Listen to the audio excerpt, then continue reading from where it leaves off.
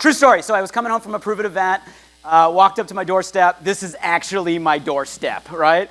I love my wife, Karis. We've been together 25 years, high school sweethearts. But I walked in, I'm like, honey, like we have a serious Amazon problem. How many of you guys also have a problem where the smiley face boxes come way too often to your doorstep?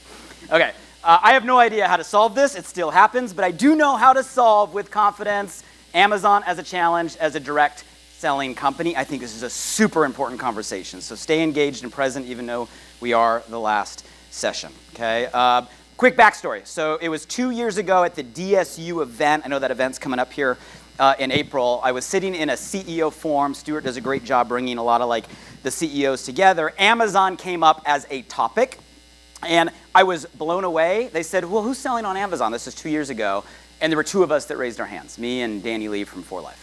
Right? A year and a half ago, I took the stage at a DSU event, and I just said, here's what I'm doing, right, as a client, right, as an operator, transparently. Fast forward, it's crazy to see the shift. I think most brands are now on Amazon or making, right, that shift in the industry, which is pretty nuts. How many of you guys, as a company, your products currently today are being sold on Amazon?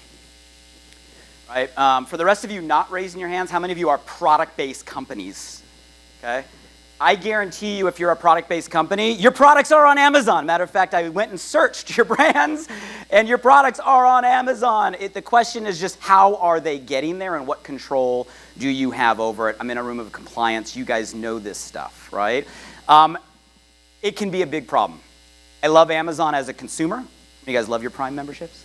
Right? But as a company, it can be a huge challenge. I'm speaking to the choir. You guys have to deal with it, right? Brands exist, and all of a sudden, boom, your products start popping up on Amazon, right? First, it's that seller, then it's that seller. You can't figure out who the heck these people are. They're hiding behind seller names. Amazon does a great job protecting their sellers. Oh, and by the way, they're very crafty in our field. They figure out how to maximize your promos, maximize your rewards plan, get the product for cheaper. And if they put it on Amazon for $1 less than you're selling on your website, man, they can grab a lot of traffic. And then it becomes a race to who can be the cheapest price on Amazon. So now all of a sudden you got your products on Amazon that are cheaper than what you can buy on your website or your distributors can actually sell for. So who do they complain? To everybody, the uplines, right? To you. It just becomes a giant complaining match. What do we do about all of this? Which causes a bunch of support issues that we all have to deal with. I know you guys, am I making you feel pain right now? Right, that we have to deal with. Oh, and quality issues. Like, it's popping up on Amazon. You don't know who's selling that. You don't know where the products are coming from. Is that your current product? Is it the right package? Is it sitting in someone's garage and super hot? Is the stuff almost close to expired? Most consumers don't even realize that it's not you as a company on Amazon. So now they're calling you and your support trying to fix the problem, but you can't find them in your database because they didn't buy from the company. They bought off what? Amazon, right? These are issues that we face. There's nothing worse than that brand new distributor. Just got started yesterday in your company, excited, talks to their first prospect. Where do we all go first to search for anything, right, about anything? We go to what? Google. And what is the first thing we see at the top of Google for every search? Anybody? Amazon. So now the prospect, right, goes to Google, finds their way on Amazon, and then hits the brand new distributor and says, how come I can buy this product for cheaper than what you're offering to me? Boom. Not a customer. That person's demoralized, and you just lost serious trust and integrity with your entire field. Does this sound familiar to anybody in the room, honestly, by a show of hands? You guys, we deal with this. If you're a product company, you deal with this. If you're not dealing with this, you will deal with this, right? So we know the pain. What do we do about it? Okay? A couple options. You can totally ignore it. Not a great strategy, considering Amazon is the third largest search engine in the world behind Google and YouTube. 63% of people start their search on Amazon products, right? So they're going there before they're even going to Google. Amazon has 50% of the e-commerce market share. To ignore this would not be a winning strategy. You can complain about it. I sent a bunch of DMs to Jeff Bezos. He never replied, right? Didn't care. We can compete with it. I've watched brands try to do this. Oh, Blake, oh yeah, we're just running our own offers. Now we're cheaper than Amazon. Guys, product comes from you first. Our BOGOs are amazing. You know who the number one buyer of your BOGOs are? The distributors stopping up on products so they can sell it on what? Amazon. You're literally racing to the bottom of your own brand, okay, which ultimately means the only thing we really can do is to control it, okay? In this conversation, finally, right, we can, as companies, fully control this problem. Couldn't have said that a few years ago, okay? So how do we do this? Here's a couple quick case studies. Here's us, just transparently as prove it. I've done this twice now. I did it with my company, Vi, 7 years ago, super effectively. I've been in this challenge for 10 years. One of the first things I did when I came aboard Prove It 4 years ago was solve this issue, right? We had a giant issue. We had 78 unique sellers. We didn't know who they were. The average price of our product was $97. The packaging was horrible, right? We implemented a solution. You guys can go search our brand on Amazon today. We are the single only seller. We've raised the price of our product from $97 to $154. Okay, all of the brand matches our brand. We're doing some advertising. We're averaging right now over 12 ROAS, return on advertising spend, on Amazon. We've done over $40 million in Amazon channel revenue as a brand, okay? So it does work. I'm gonna bring up a panel here in a few minutes for them to share their story, but like here's USANA, obviously a hugely respected company in the industry, had a similar problem, bunch of unauthorized sellers, their price was below what they needed, had some issues with trademarks, now they're their only seller, they've raised their price up to $71, it matches brand, they've started advertising, now they're expanding globally. You're gonna get a chance to hear from an individual helping lead that. I'm also gonna bring up someone from 4Life here in a minute. Here's just their facts, okay? They had previously, like I told you, Danny was one of the early adopters, chose to partner with a big box agency, so they had made some progress, but they were kind of happy or unhappy with the service that they were getting, and they weren't getting 100% of the buy box, 100% compliance. They made a recent shift they'll talk about, okay, to a partnership agency. They've improved their profit margin. They control all of their inventory, improve their service. My point in these case studies is it's possible. It's what? Come on, guys. It's what? Possible, right? It's possible. Short answer, you have to set up your Amazon store as the brand. And you got to go through Amazon's brand registry. That's the bottom line punchline of where this begins. Okay, why do we do this? The number one reason why we do this, in my opinion, is to protect the community. It's to protect, not to compete with our distributor community, right? If you do this right, you can remove 100% of the unauthorized sellers. That has to be done 100% in order for this to work fully, okay? Because if one person pops up for $1 cheaper, people gravitate to the cheapest price. So this starts with owning the entire buy box. The only way you can do that within total control is to be the brand, okay, and have a presence on there. Once you do that, you can control the pricing. So now you can set the price in a way that doesn't compete, right, with your field. You can decide what products are and are not on Amazon, right? So now you have total control. You can make sure they're the right products, right? Quality control, get rid of some of those support issues, which means you maintain your brand image, and ultimately you protect, you what? Your community. That's what moved me into the space. It wasn't about new revenue. It wasn't about, added exposure. Me, it was just like, I got a problem. My promoters are yelling at me, right? How do we solve this? Protection is the first step. What you'll find after you do that is there is another side, right? Where you actually can start to use it as a tool to expand your brand and expand your sales. So elevate brand credibility. Amazon is, fact, the most trusted third-party website on the entire internet. By the way, what do people trust? What do you as a consumer trust? When you go buy something on Amazon, what do you read first? Oh, it's not the entire product description. You're not reading all the details. Well, you're scrolling down to the bottom to read the what? Reviews. The ratings and the reviews are what people trust, right? So if you can control that experience, hear me, you turn Amazon into a brand tool that actually lifts the conversation. Does this make sense to all of you guys? Oh, and by the way, if you're not on Amazon, side note, people think you're weird. Why aren't you on Amazon? What's wrong with your company? Are you in one of those things? This is the consumer mind today, right? Because this is where the consumer is. You can also generate incremental sales, okay? So Amazon has 200 million, right, Prime members, spending on average $1,400 a year. It's a new market to generate revenue. Some people only buy things on Amazon. So getting there has the ability to actually generate incremental sales. Side note, there are people right now, do I have your attention, yes or no? Yes or no? Right now, in this moment, while you guys are thinking about your flights and packing and checking out of your hotel room, there are people searching for your product category. No. They're not even people searching for your brand. Right now. And if you're not there, they're buying your competitor who is there on your keywords on Amazon. You guys tracking with me? Right? So you have to be there to expand.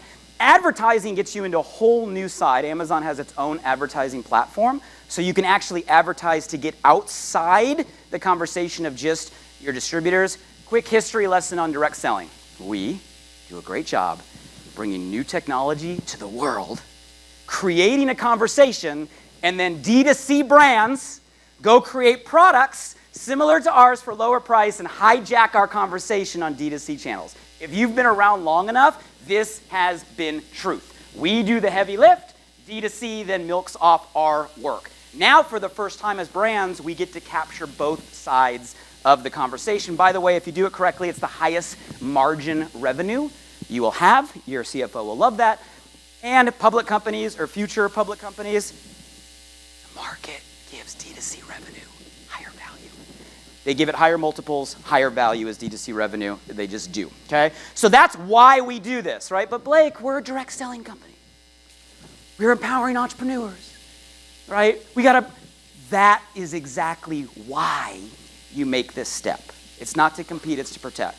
Here's a quick history lesson on the evolution of the solution. This is not a new problem. I've been dealing with this problem literally for 10 years. 10 years ago, I was in a disaster, right? My company brand had gone through huge reverse momentum. We had inventory issues. I mean, that we had a product being sold for it was a mess, right? So there's been a evolution of solution, right? The first solution that existed 10 years ago, I call it the compliance legal track, okay? And there's two ways to do it. You do it yourself or you hire an agency to do it. This is where you hire a team effectively to yell at people, okay? So they yell, right, at the people selling, but you can't really find them because they're hiding behind seller names and Amazon protects them. Side note, Amazon doesn't care. They just want the sales. They don't care who's selling it, right? So they're not gonna make it easy. You guys live this stuff, right? So for me, although for a long time this was the only solution, it is basically the equivalent of a yelling match, okay? The distributor community yells at me. I'm sitting here yelling at my compliance. My compliance is trying to yell at distributors and yelling at Amazon. It's a bunch of yelling that doesn't really do much, my opinion, okay? But it was the only thing we could do for a long period of time. Then we went into this new phase. There was a version 2 of solution. I call it the buy, sell. This is where you find somebody who understands Amazon. They buy product from you, essentially like a wholesale deal, and then they sell it on Amazon, right? It's called the buy sell. There's kind of two ways I've seen this work. Most fall under the I know a guy. It's always the I know a guy. Like, it's always the someone knows a guy that knows how to make this work on Amazon. That's the majority of this. There is one big box agency that I'm familiar with that's attempting to do this in the direct selling channel. Good news is it does work. It's an effective step. It's a step in the right direction, but it does not get 100% compliance in my experience. And there is risk, okay? Especially on the I know a guy, right? So the I know a, do you guys know what I mean by the I know a guy? It's like, what's your website? They don't have one. You go to their website, like the team is everybody with the same last name. You guys understand? Like, they're not companies. They're people that are sellers. Oh, by the way, they're usually the people that are buying your product through the comp plan and selling under hidden names that now they're showing up trying to be the solution where they're actually the problem. This is truth, okay? Because I know the people that are doing this. It's crazy. So we're trying to find like the people who are the problem child to actually solve our problem. Oh, and they then charge ridiculous amounts, usually 40 to 50% commission. You're going to pay these people basically to take advantage of the traffic your distributor community is generating. Okay? I can see the pain on some of your guys' faces right now, right? You know, but it's the truth. You don't own your storefront. They own their store. So now your product is on some random Amazon store with some random name. So now your distributors are going to a store that isn't your brand, that if they go to the full store, you see they're selling it, all the other companies' brands on the exact same store. Super confusing, right? And now you as a company don't have the influence With Amazon, is Amazon's store an asset? Yes or no? Yes or no? Yes. It's a huge asset. Don't give that power to a guy who knows a guy. You as a brand should have that asset, okay? I mean, it's where 50% of e-commerce is happening. Own the asset, right, as the brand. They don't usually do more, right, than just the bare minimum because they don't have a team or staff to do it. They're definitely not going to help you with advertising. You get into inventory issues. Oh, by the way, they cut corners on how they do this because they don't have a team. If you ever find somebody that's using the transparency program, guys, you're a room of lawyers and compliance people. Go read Amazon's laws. It's a program designed to prevent counterfeit products, not to brand gate on Amazon. It's a program that in its stipulation, if you read it, says, okay, this is to be done on all of your SKUs. But what's happening is people have used it and manipulated it as a way to try to brand gate. But if you read the actual agreement, it literally says, go find this on Amazon's website, if you do this, you're at risk of losing your Amazon store permanently. Oh, and the executive that signed it is liable. You guys have getting in conversations with executives and they don't have no idea. I'm like, you're trusting the guy who knows a guy who gets paid 50% to sell product based on the conversations your community's doing, and you're not reading the actual laws of how Amazon works? Protect your execs, right? Please, on all of this stuff. Last one, and this one I get passionate about because it's burned me. It's huge risk because in the buy-sell, you don't control your inventory. It's gone. Once it leaves your warehouse, you have no idea where it goes. Guy that knows a guy that's sitting on inventory that isn't going to move on Amazon, where do you think that ends up? Guys, you know this, right? It ends up all over eBay, Walmart, every auction site. You can't figure out who they are because they all protect who they are. They tell you it's not them. This is the game that these people play. I know because I've been burned by it. I had an exclusive deal with the guy, right, that did this for a long time, and it worked. Like you guys, don't feel bad if you're in these situations right now. Dude, I did it for years because it was the only solution for a long time, right? But then I found out, I'm like, why can't we not own the buy box? Oh, these stores keep popping up. Long story short, I found out that he, even though he had an exclusive deal with our brand selling all of this, had set up shell stores, right, to offload inventory at cheaper so he could move more inventory. Like, we caught him in all of this. No reason. So my point, this is just personal experience living through it, right? There's different ways to do it. There's one big box agency that tries to do it, but our industry's hard. It's like a daily whack-a-mole. It takes daily effort, and they don't put forth the effort, in my experience, to actually own the buy box. Version 3. So here's the new model for the last couple years. Own your store. As a brand, own the store. You can do it yourself or you can do a partnership agency. Do it yourself. You got in-house resources. That's great. Right? The cons are you got to know Amazon. You got to have an Amazon ninja. Right? Generally, the good ones are running agencies. It's hard to get them internally. It's not just a one-person job. You got to have the compliance. You got to know Amazon. You got to have contacts in Amazon. It's a daily whack-a-mole. Okay? $200,000, $300,000 a year, maybe in salaries at least, to do it effectively, and you got to have the bandwidth to do it. New model partnership agency, same upside, you just have an outside agency step in and act as your in-house team. Same thing, they're just gonna do it for you. You as a brand own the store.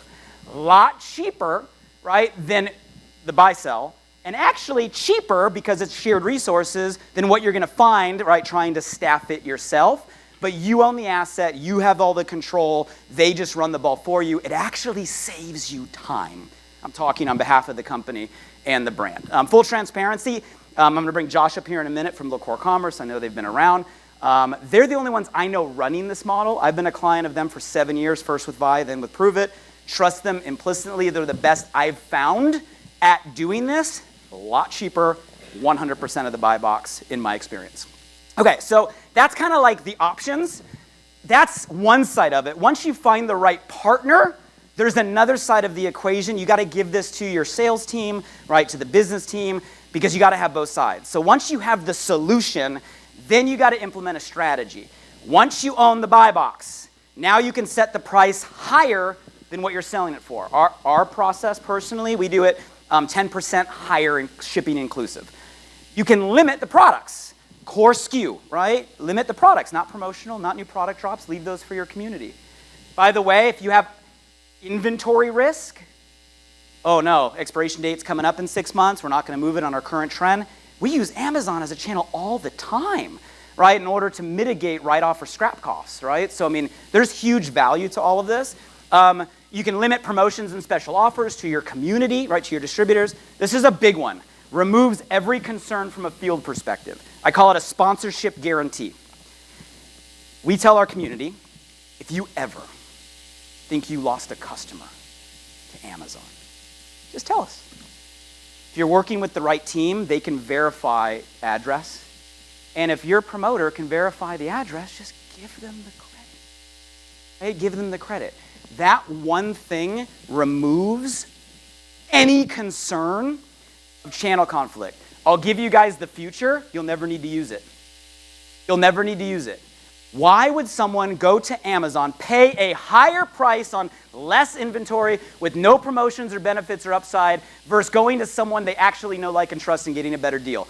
They don't, right? But implementing that alleviates concern. Are you guys tracking with me? Yes or no? Right? Is this helpful? Yes or no?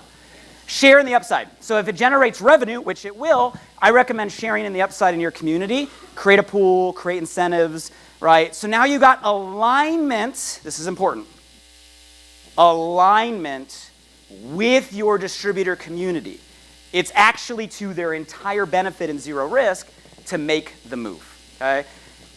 Then it all comes down to communication. So once you have the right solution, it just comes down to how you communicate. I'm a big believer, intention matters.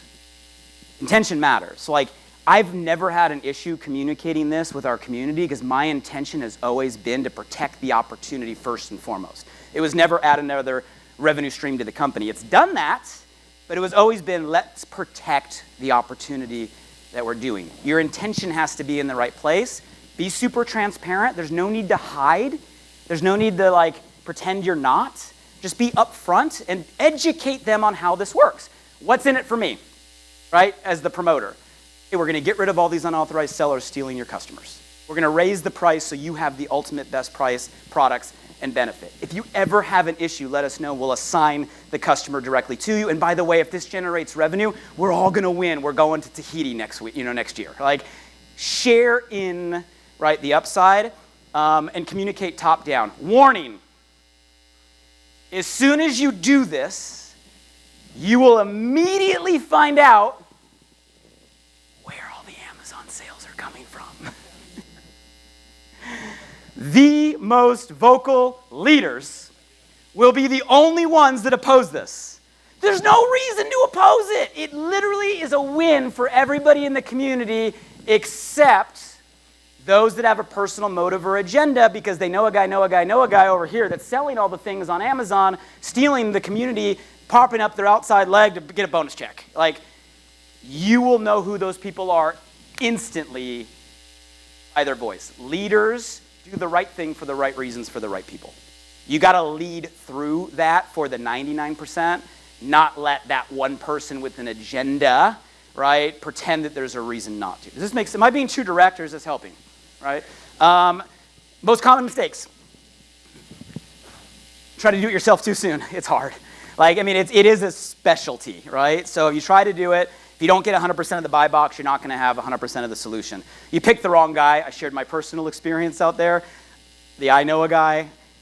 I would never personally, right, not have full control of my inventory as a company or brand just based on my hard lessons, right? It's just, no matter what they say, I know it's going to end up on Walmart for half the price if it comes down to them losing money, right? I mean, that's just where it ends. This is a big one. This is probably the hardest one. Choose short-term cash at the detriment of the business or brand. I'm not going to say names. I'm not going to name people. I've had a lot of executives come to me over the last 2 years on this topic just because I've spoken publicly on the solution. I mean, I've watched big companies, billion-dollar public companies, smart executives, like we know, like, we need the cash. We need the cash. I'm like, you understand that the minute that goes out the door, it's going to end up popping up all over the internet for half the price, and it's going to rob from your future sales and actually unwind the very fabric of the direct selling opportunity. We need the cash. I don't have a crystal ball. I've been doing this 25 years. I've seen the patterns. 100% of the time, those companies check back in 6 months, check back in 12 months, check back. What happened to that billion-dollar company? I know a part of what happened. I'm not saying this was all of it, but like, if they're making those decisions, what other decisions are they making, right? So just be careful of that. They try to hide it. You can't hide it. Just be transparent. Let the tail wag the dog. That's when they're letting the leaders who have the agenda talk them out of business solutions. I've seen that happen. Poor leadership and communication. You're just not communicating transparently and not doing anything. Pretending it's going to go away or that Amazon's not an issue. Those would be the biggest issues that I have seen so far in this industry. In my opinion, we're kind of shifted as a channel. So like 3 years ago, there were most people in the room that were like, Amazon, that's crazy. Today, I think most brands have made the leap or are in the process of making the leap. We're really in this next step where it transcends Amazon, right? So this play can be replicated across marketplaces, across the world. With a big disclaimer, it's not going to work perfectly in every way like you can get it on Amazon, but Amazon is the giant gorilla, right? You take care of that, it helps most of the problem. You can repeat this template on all of these sites, right, across the world, and you're going to get marginal results, right? So you can take this cookie cutter, replay, and I know a lot of brands now are starting to figure out, okay, let's do the same thing and generate revenue across the channel.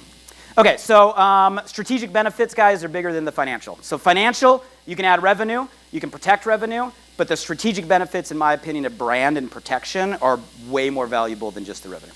So what I want to do is I want to bring a couple individuals who have done this and led their communities through. So if you guys can help me welcome to the stage and give a big round of applause. We have Jared Fry from USANA coming to stage. We have Tracy Gunderson from For Life, and we have Josh Butcher from LaCour Commerce. Give them a round of applause, guys. Welcome to stage. I am the Amazon. I am the Amazon. I am the Amazon. I am the Amazon. I am the Amazon. Well, thank you guys. I appreciate it. I'll just start with a couple questions, and we'll open it up for anybody who has questions for anybody on the panel. Have some dialogue before we round out. So maybe I'll start with Tracy, then go to Jared. I'll ask you guys the same question on behalf of kind of your company brand.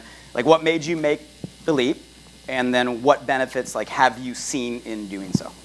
So we had two goals. It was to take control of our brand presence on Amazon and then to validate the affiliate or the distributor experience. And so for us, I think when we decided to go back and to take that brand control, one of the big issues that we had noticed was that pricing on Amazon was all over the place, and that the brand itself was poorly represented. And so, for example, like one of our top selling products had an image of a guy wearing jeans, and the copy was really had a lot of errors in it. And so it was, marketing calls it a bad look. I call it an unprofessional look. And it was a way for us to be able to take control of that so that our brand presence could be represented in a way that we felt was more professional and just looked better. I think also that it really did. I think we all have a tendency to go check and see, like if we're interested in a product, you will go check on Amazon to see if it's cheaper on there. And so it did help validate our distributors in the sense that they could represent a price and know that that price was going to be the same that was on Amazon. So they weren't getting undercut by that Amazon experience. I never even looked at it that way. So yeah, the Amazon price, if you go higher, actually increases your perceived brand proposition. So it looks like your distributor price needs a discount. So I love that. Yeah, so I was going to say, so I think it created some equilibrium there, and then and then I think also it allowed us to capture that revenue stream as well as a company. So I think it just allows us to look, just a more professional look, and then also to again support our distributor base and that pricing structure. So awesome. For us, it's been very positive. Now you guys were one of the first brands to do that, which is great. Jared, same question. Any other perspective? Yeah, we share a lot of the same concerns that Tracy articulated. We were getting a lot of complaints from distributors that they would approach somebody, and then of course, like you mentioned, everybody kind of goes to Amazon to see what's up, like how widespread is your product, how legitimate is your product, and then they find it a lot cheaper. Of course, those sellers then, they've got terrible return policies, they don't match, again, not just marketing copy, they could be selling old product, either it's expired or our labels have changed, our ingredients have changed, and so nothing's accurate on there.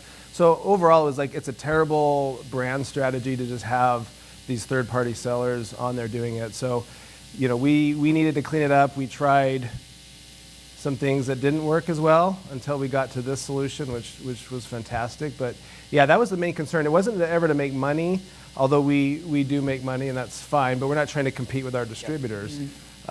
Just trying to make their life a lot easier because everybody does go and check out Amazon. And because of the free shipping and their return policies, even if it's a little more expensive, they still want to go there. But since we've taken over the channel, we're at least 20% higher price. So that does make up for shipping and some things like that when you look at it that way. So we've really helped clear the field that way. Yeah, I know we have a lot of respect for you, Sana. You guys have done a great job for so long. I never actually thought about it till you were talking, and I guess a compliance lens. Like we're sitting here stressed out about like the mom on Facebook making a claim that has 32 friends. Go to your Amazon listings right now. Like, what are sellers putting on their description? Like, if I were the FTC, I wouldn't be searching the mom on Facebook with 32 friends. I'd be searching all your Amazon products and seeing if they're compliant, right? So if you don't have control, how are you going to keep control of your products on Amazon where everybody's searching, right? So, I would start there. You just made me think about that for sure. Well, there's an interesting dilemma we have with Amazon because once you control it and you want to be compliant and maybe put that FDA disclaimer on there that has the word disease, and cure and treat, like Amazon won't let you do it. So, it can, it violates their policies. At least that's what I'm hearing. So that can be a little tricky too. But it is still better to manage the content than to let somebody just throw up whatever. Yeah. I never thought about that. So Josh, different question obviously as a vendor. How long have you been doing this in this space? And I'm curious your perspective because you work with a lot of clients. Like what have you seen over the years as a shift? Yeah, so I've been working in the space for 13 years. And what we've seen is when we first started, 10 years ago, that everyone was like, no way, let's not do this. It competes against our distributors. It's nothing we want to do. To where the shift in the last 12, 24 months is that they're all doing it, or now at least thinking about and in the process of doing it, because they understand what it's doing for the brand as a whole in exactly what you guys have said, just that it's the compliance side of it where, the perception of the brand and the brand value, the look and feel of it, it is the number one looked upon site, whether you're buying there or not. People are looking at your brand there. So that's where the shift has happened. Okay, cool. Another question for you guys. So I don't know exactly where the room's at, but let's say there's brands in the room that haven't made the jump yet, or maybe just recently did. You guys have been doing this for a while now. Any advice to those that haven't, or advice to those that have recent? Anything we should watch out, be mindful of, think about? I think that you can get a little bit of pushback from your distributor base. And so, like you had mentioned, I think earlier, just that kind of alerts you to who was really trying to manipulate that. And so that is something to be aware of, for sure. Yeah, I think it's important to like you said, be transparent in what you're doing with your distributors.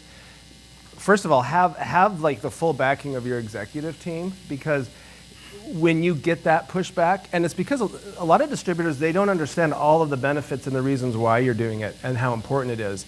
So you want to have your executive team fully on board because they need to field those questions and stand behind you and not undermine you and then cut the program. But also to maybe get out in front of the messaging is to let the distributors know in advance, hey, we're going to be on the channel, here's why. We're going to clean it up. We're going to sell it at a higher price. The branding's going to be better. Our seller rating's going to be great. People go there, see all of this good stuff, and then they trust, they're going to trust you implicitly, or at least more. And so, that's what I would say is starting out, is make sure you've got full company support and make sure you're communicating to the field, have your customer service people trained to field the calls and have the talking points. And because, if they see you, they'll perceive it as you're competing with us and you're damaging our business. How can you do this? So you really do need to make sure you've got those check boxes ticked before you launch. Mm-hmm. I think that's super good advice. And you guys don't misunderstand me. There's no like finger pointing here. Like if you're a brand in the room and you're doing version 1 or version 2, it's okay. I did that for years. For years, that was the only option. So therefore, it was the best option. So no guilt if you're stuck there, right? This might be the first time you're learning there's even other ways. So I guess, Josh, to that point, because I'm close to the space, you're the only one I'm aware of, at least, that runs this whole partnership agency model, which is a different model, right, than kind of the buy-sell. My question for you is, like, how do you do what you do? Like, how do you get the 100% of the buy box? I guess is my main question, because that's the differentiator. Yeah, I mean, that's what everyone wants to know, and it's what we know. So, I mean, we have a proprietary tool, brand lock, that allows us to it gets 100% of the buy box. It allows us to do it for cheaper, so it is more revenue for the brand out there, and it's just that is the main tool. I mean, it's our proprietary. I mean, we have over 40 employees that work on Amazon and third-party marketplaces. That's it. So I mean, it is a robust team that's working on nothing else but Amazon and third-party marketplaces worldwide. I don't want to put you on the spot. I don't know if this is sensitive information, but like, how many direct selling companies are you guys supporting right now? Currently 41. 41 direct. 41 direct selling companies. That's a lot. Yeah. I want to open up for questions. So anything that you guys have. Actually, one more question for many of you guys, because the news. I think Amazon's the obvious. Like, get 100% own that. That's the gorilla. But any conversation from any of you on now beyond that, thinking other marketplaces, thinking international, like, if any of you are making that leap or thinking about it, or Josh, if you guys are doing anything in that space, because I do think that's the next step. Yeah, we're definitely thinking about it, because we have a large portion of our revenue comes from Asia, for example. They have Taobao and different comparable marketplaces to Amazon, and so we're definitely interested in capturing that as well. And I don't know if Josh, I think we spoke, but how are you guys approaching some of those other markets? Yeah, so the other marketplaces, specifically we take a look at worldwide marketplaces and whether we feel like it's an asset for our clientele to be selling on that marketplace, or to just try to be in compliance and take all the unauthorized sellers down. So worldwide, I mean, there are definitely some marketplaces out there, the Shopees, Lazadas, some of these other that are really actually good marketplaces that we do suggest that people at least look at them if they're in those markets to sell. And we are working with all these international markets to also help all the clients take them to there, and then also on the compliance side. Cool. Thank you, guys. So let's go to some of the questions in the time that we have left. Whoever wants to jump in, feel free to jump in. So is this working primarily in North America? How effective is the system in European markets? So we kind of just were there, but whoever wants to pick that up. So yes, definitely working primarily in North America for us, and we are actually right now in heavy consideration on the European markets. So we're definitely looking at that very carefully. Yep, same with us. We're primarily North America. And it works in, I think you said it earlier, it works in every market to the extent of whether we can say it works 100% no in some of these international markets. As they evolve, I mean, we are constantly evolving with them to try to make sure that we do the best support in those markets for every one of our clients. So yeah, we would like to eventually move to that same thing that we can do with Amazon in North America here. Awesome. So Jennifer, we offer mostly prescription, but have a few non-prescription products. Would you recommend adding your non-prescription on Amazon in hopes that it drives revenue and increased brand recognition for our telehealth products? Yeah, the answer to that is yes. Amazon's very careful about what they do allow. So to your point there, yes, you should add all your non-prescription products on there for the same reason. People are looking, so they need to be able to look and see your brand, feel, and then potentially they can go look at your prescription products or whatever you're also selling. Awesome.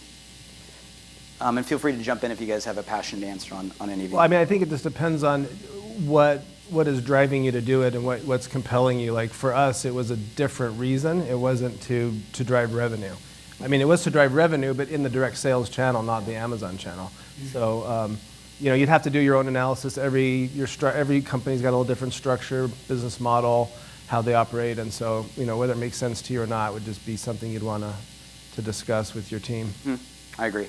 So here's a good question. I kind of alluded to this. So our company brought Amazon in-house 1 year later, we're stuck at 96% revenue in buy box. How long did it take you guys to get to 100%? That's a great question. We got really fast. Like, I don't want to even say, because like you probably are like, hey, we don't want to be held to that. But you guys really like under promised and over delivered, because we had struggled with some other companies or offerings that I'm sure you're aware of. They're just more tedious, expensive, cumbersome. They take a long time, not particularly effective. So what you guys did like really cleaned us up fast, and we got the buy box, we got we pretty much got everybody off, because a lot of these sellers, they're doing it as part of their job, and they do it for a lot of companies. And if you're getting a pain point from like just one company, they're going to drop. They dropped you on and they moved on. And once we realized how many different boxes or different product listings. I guess what I should say is different, like sellers, we're actually just one seller under different names. So one goes away and a bunch of listings go away, different sellers. So yeah, it was really fast. So we were very happy. Do you remember how long for life? Do you know? I was going to say our experience has been so similar that almost anything I say is going to be completely redundant. So, Josh, do you want to give an answer? Yeah, I mean, we always say a 90-day run, just depending on the company. Every company is a little bit different, and every unauthorized seller is a little bit different inside of those companies. So within 90 days, we're confident that we can have your brand cleaned up inside of Amazon. I can speak as a client. So I think with Prove It, we were probably 60 days, and we had a pretty large problem. So the short answer to whoever answer that, a year is a long time. And here's the problem. Like in most things, 96% is awesome. Like 96%. In Amazon, 99% doesn't work. Because if 1% is on there cheaper, it doesn't work, right? So it's really a thing where you have to have 100% compliance if you want a 100% solution. And you can get 100% compliance in, it should be 2 to 3 months if you got the right strategy in place.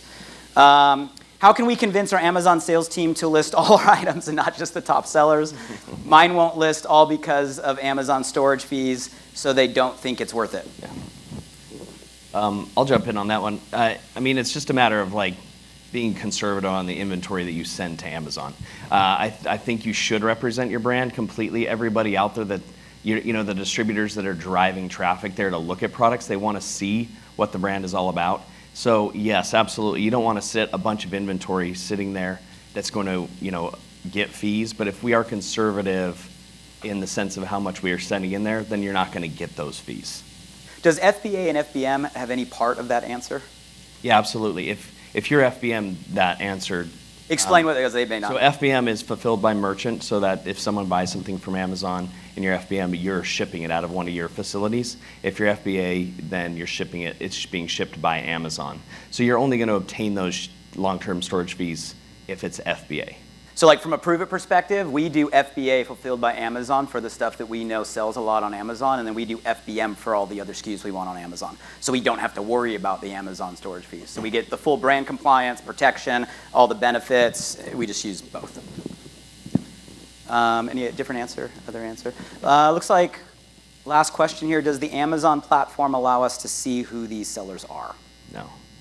No, the answer is no. I mean, they allow you to see sellers, but they're all fake. They either use a fake name, they use a fake company, they use some sort of a smoke and mirrors game. So yes, they allow you to see some things, but you're not actually most of the time that's not gonna lead you to anywhere. Yeah, that's always a struggle. And some companies, if you can track your product, then you can buy it from the seller and kind of see what path it took to get there. Otherwise, you have to file a lawsuit and literally do discovery to figure out who the seller is, and that's, And sometimes. And they just can move on to a different, name and pseudonym and back. And they're sophisticated. I'm laughing at Jennifer Grace back here. Like we had an issue with Prove It. We spent almost a year trying to figure out who the seller was. They had shell corporations in different states than they lived in, and they were internet. I mean, it was the most complicated shell game. Is what they do. I mean, it is crazy. I think we had everything on there. Is there any other questions in the room for last question before we wrap? Yeah, Al.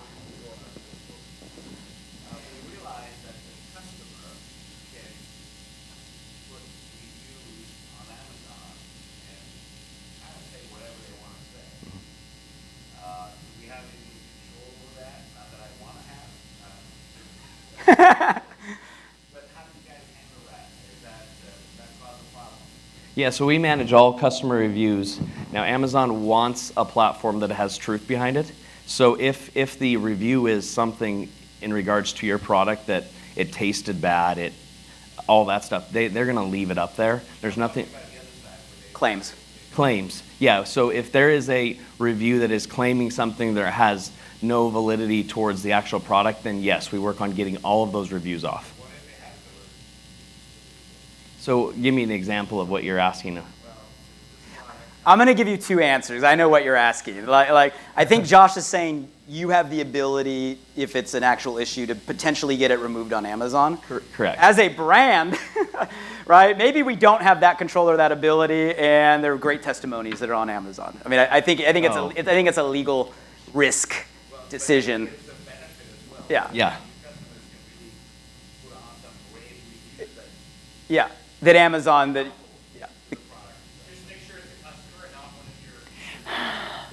How come all of them say Al's name on all the reviews on the man? I mean, AI Al. You guys have been amazing. Thank you guys for all your time. Thank you, Jonathan, Mike, Eric, Momentum Factor. Thank you guys for staying to the end.